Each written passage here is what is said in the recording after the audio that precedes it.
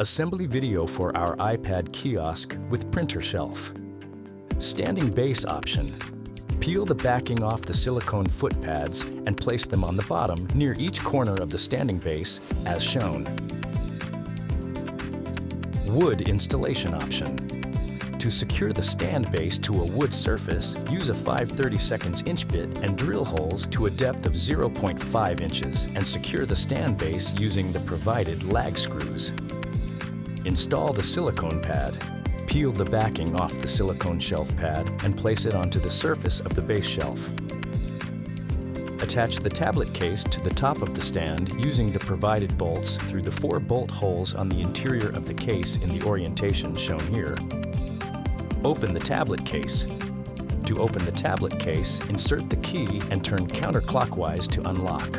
Remove and dispose of the protective pads. Select the tablet adapter.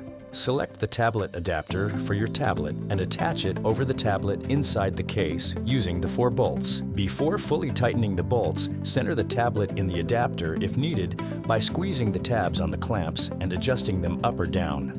The soft button cover may be removed and replaced with the hard button cover, which will prevent the tablet home button from being pressed.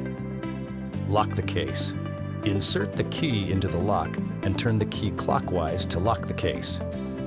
Final adjustments. The tablet case can be tilted forward and backwards for multiple viewing angles and can be rotated 90 degrees to alternate between landscape and portrait orientation.